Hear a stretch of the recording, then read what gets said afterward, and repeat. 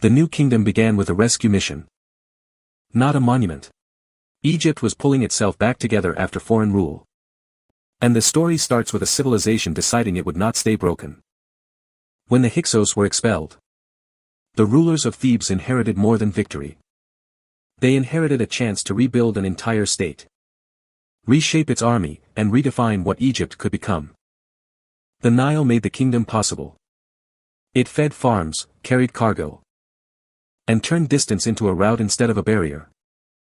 Which is why Egyptian power always began with water and timing. The early kings of the new kingdom understood something important. Power had to be seen. Temples, reliefs, statues, and ritual all worked together to make the new order feel inevitable. AHMOSE became the name most linked to renewal. But renewal was never automatic. It required armies, administration, loyalty, and a willingness to turn battlefield success into durable rule. Once the state stabilized, Egypt moved outward. The new kingdom was not content to defend itself. It expanded influence into Nubia, the Levant, and trade routes that carried wealth back to Thebes. That expansion changed the army. Soldiers were no longer only defenders of the river valley.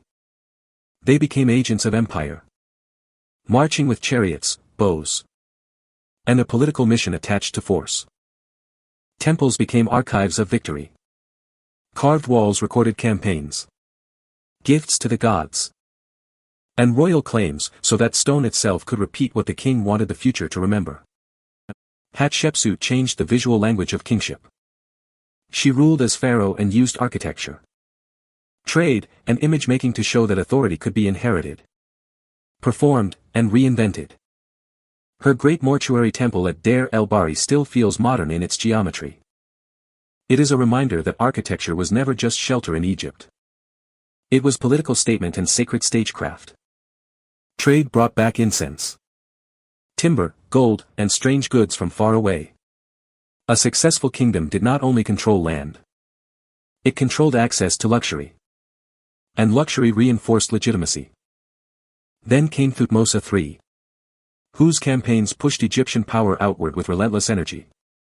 Later generations called him a conqueror, because his reign transformed the empire into a machine of movement. The world outside Egypt was never static. Rival city-states, mountain routes, and coastal powers all reacted to Egyptian pressure. So every campaign was also a negotiation with geography. At home, the prosperity of the new kingdom created a court culture of scribes, officials, craftsmen, and ritual specialists. Empires are built by armies, but they are sustained by paperwork. Art flourished because the state invested in meaning. Paint, stone, gold, and color were not decoration alone. They were part of a system that made order feel visible and divine. Then Akhenaten arrived and broke the pattern. He challenged old religious structures, elevated a new devotional focus, and turned the royal court into a place where belief and power collided. Amarna became the visual expression of that experiment. The city feels unlike earlier Egypt, because it was built around a different idea of authority, one that tried to rewrite the sacred map. Experiments are fragile. After Akhenaten, Egypt moved back toward restoration. And that restoration is one reason Tutankhamun became so famous. He was not the greatest ruler, but he became the most remembered. Tutankhamun's tomb matters because it opened a door into the material world of the new kingdom. Furniture, weapons, jewelry, ritual objects, and the astonishing care placed around death and afterlife. Ramesses II later expanded the royal image even further. His buildings, inscriptions, and military claims made him feel larger than life. And that is exactly how a pharaoh wanted to be remembered. But even grandeur has limits. Over time, regional pressures, succession issues, and shifting trade patterns weakened the system, reminding us that empires can look eternal right up until they begin to wobble. What survived was not just a dynasty. It was a visual language of kingship, monumental architecture, sacred geography, and administrative order that later ages would keep borrowing from Egypt. Nubia was one of the places where the new kingdom's reach became tangible. Gold, soldiers, and frontier fortresses made the southern border feel less like an edge and more like a controlled corridor of power. Karnak grew into a sacred city of stone, where every addition by a king layered new authority onto old belief. It is hard to look at those columns and not feel politics becoming architecture. Seti I and Ramesses II turned monumental building into a competitive sport. Each hall, statue, and inscription was a claim that the present ruler deserved to stand inside the memory of the gods. The royal women, priests, scribes, and artisans also shaped the era. Their work is easy to overlook. But every tomb wall, embroidered garment, and temple offering depended on those quieter hands. Tombs were not just burials. They were carefully built futures, designed to carry identity across the boundary of death. That is why the New Kingdom still feels so intimate when we find it. Even the decline has a lesson. When power thins, it does not always vanish at once. It spreads, fragments, and leaves behind monuments that outlast the political system that made them possible. Archaeology keeps reopening the story. Every coffin, shard, wall fragment, and painted scene adds another detail.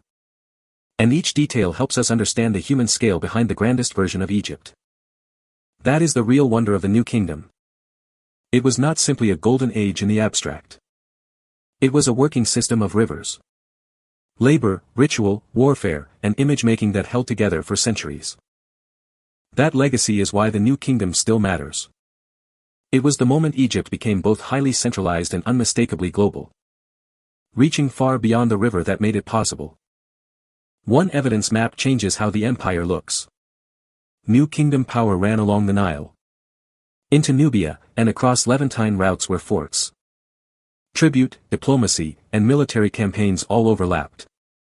The empire was not one simple color on a map. It was a network of roads, river corridors, garrisons, temples, letters, and negotiated loyalties. The Amarna letters add another kind of proof. Written on clay tablets, they show rulers asking for gold, marriages, troops, recognition, and favors. That archive makes the New Kingdom feel less like silent stone and more like an international inbox full of pressure, flattery, complaint, and strategy. Deir el-Medina gives the opposite scale. Not kings, but workers. The village of tomb builders preserves names, disputes, supplies, absences, and complaints. It reminds us that the Valley of the Kings was not made by anonymous magic. It was made by skilled people with schedules, families, tools, wages, and grievances.